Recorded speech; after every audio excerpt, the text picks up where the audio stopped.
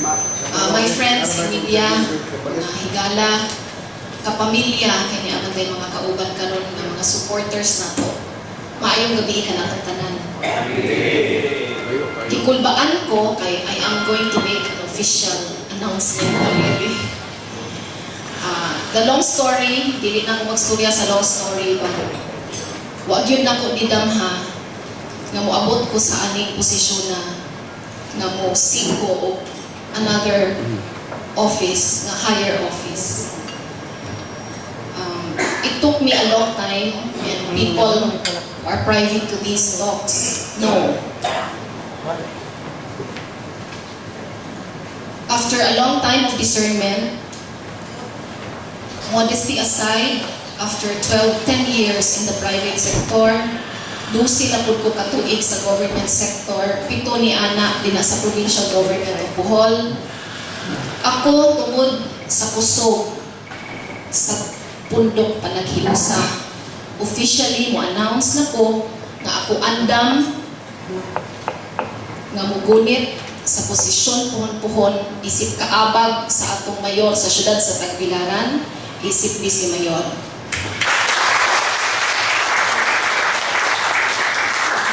Kahibaw ko nga layo pa, daghan pa ang mahitabo. Ang ako lang, ang among gibalugan usa ka pundok nga naghiusa tungod kay ang among gitan-aw.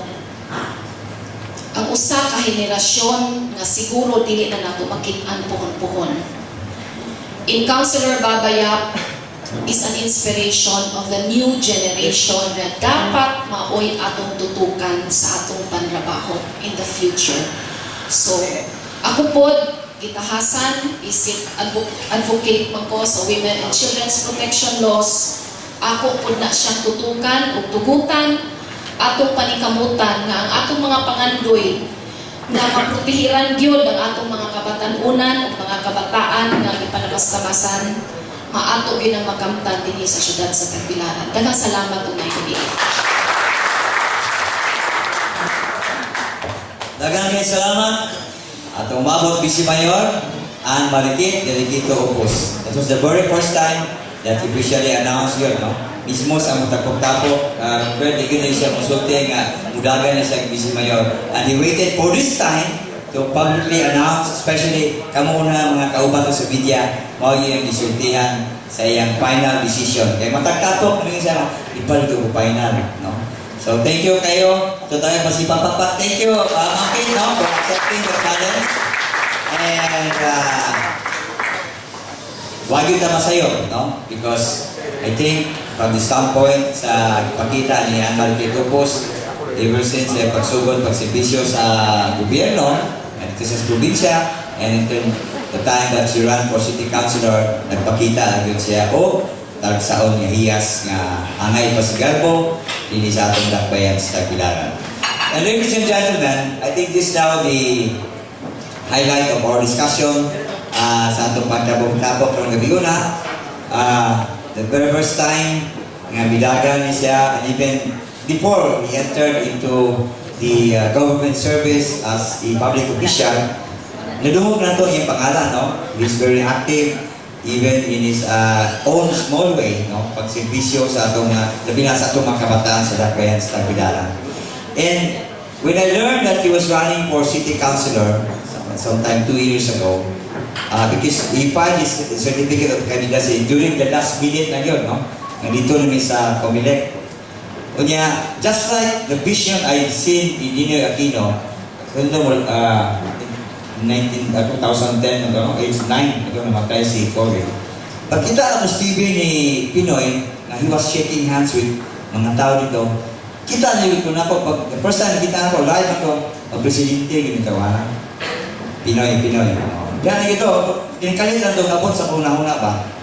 And now, the next person that I'm going to introduce to you, kaya gabi na, pag primero na magkita niya ngayon siya, mudagan siya pagkakonsya because tawag niya siya dito, mapatasos Comelec nga, last minute mo siya yung para to, nakaingo ko nga, kaya yung tawala, mamayo, ginista pa yan sa Tagbilaran.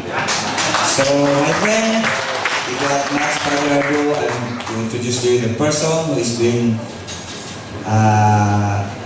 charming a lot of people, especially ang atong mga kabataan.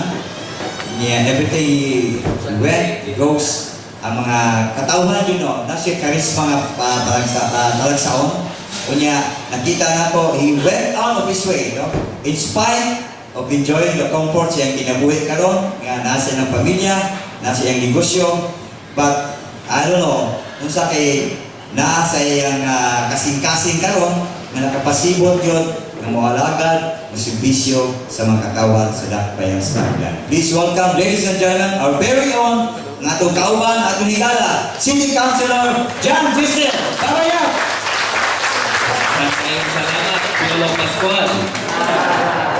Akong pagtahod sa itong mga kaubanan diri sa Pundok Panakiusa sa ato ang umabot nga Vice Mayor na Julian Santos. Kit Oppus, mga igsoon na sa media, maayong gabi!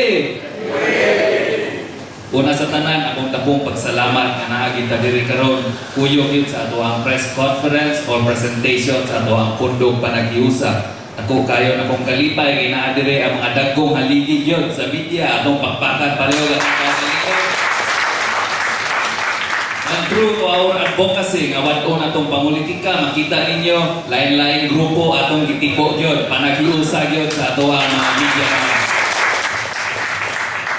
Naata diri karon para ipresentar ang ato ang grupo para makitaan po ninyo o makapangutan po mga questions na mag-cloud sa ato ang mga panguna-una.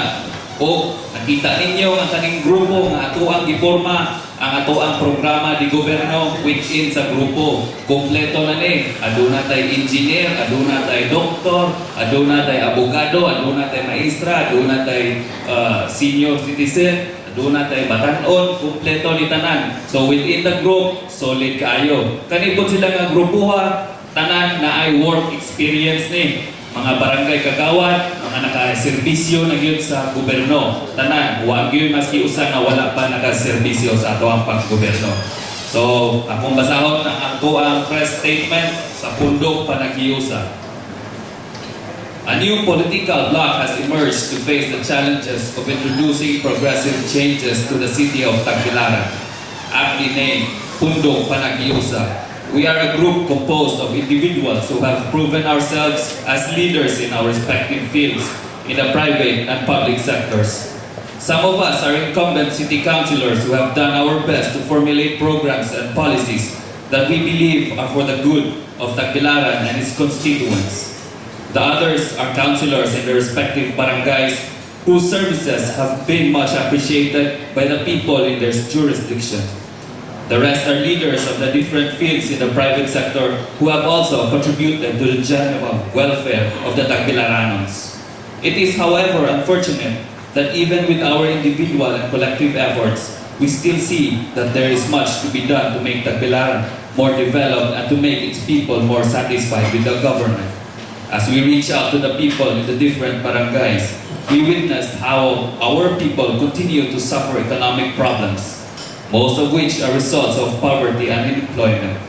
This situation is made worse by the fact that the basic services that should have been provided to the indigent members of the population are too inadequate to create a positive impact on their lives.